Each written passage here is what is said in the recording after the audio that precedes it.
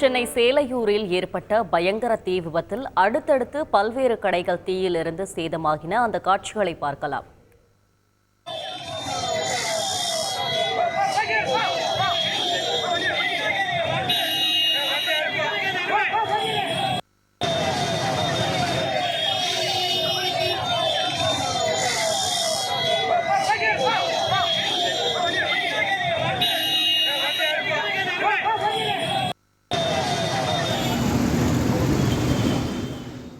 இதுகுறித்த கூடுதல் தகவல்களை செய்தியாளர் மீரான் வழங்கிட கேட்கலாம். மீரான், வணக்கம். தீ விபத்திற்கான காரணம் என்ன? தீயை அணைக்கும் பணி எப்பொழுதிலிருந்து நடைபெற்று வருகிறது? விவரங்களை பதிவு செய்யலாம்.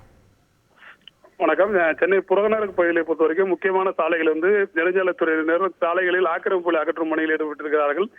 பல்லாவரத்திலிருந்து இரும்புலியூர் வரை ஜிஎஸ்டி சாலையில் ஆக்கிரமிப்புகள் அகற்றும் பணி நடைபெற்றது. அதனைத் தொடர்ந்து வேளச்சேரி சாலையில் ஆக்கிரமிப்புகள் அகற்றப்படும் என்று ஏற்கனவே நெடுஞ்சாலைத்துறையினர் அறிவித்திருந்தார்கள். நெடுஞ்சாலைத்துறை பகுதியில் இருக்கின்ற ஆக்கிரமிப்புகளை வியாபாரிகளை கடந்த 2 நாட்களாக அவர்களே அகற்றி வருகிறார்கள். அந்த அடிப்படையில் தான் இந்த 3 கடைகளுக்கு முன்பு இருந்த அந்த நெடுஞ்சாலைத்துறை ஆக்கிரமிப்புகளை வியாபாரிகளை அகற்றி வந்தார்கள்.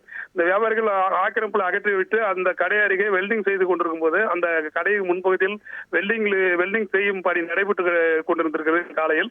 அப்பொழுது அந்த வெல்டிங் பணியின் போது தீப்பொறி தெரிந்து அந்த பஞ்சு மெத்தை கடையில் இருக்கின்ற பஞ்சுகள் தீப்பற்றி எரிய தொடங்கி இருக்கிறது.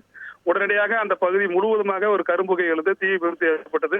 பஞ்சு மெத்தை கடையில் ஏற்பட்ட தீ விபத்து அருகில் ஒரு பேக்கரி கடை, அதே போல அருகில் இருந்த மற்ற உணவகம் ஆகியவற்றுக்கும் பரவி சற்று நேரத்திலே மலமலான பரவி 3 கடைகளும் தீயில் எரிந்தன. பேக்கரி மற்றும் உணவகமும் முற்றிலுமாக தீயில் எரிந்தது. இதன் காரணமாக கரும்புகை எழுந்து வேளச்சேரி சாலை முழுவதும் கடுமையான ஒரு போக்குவரத்து பாதிப்பும் ஏற்பட்டது.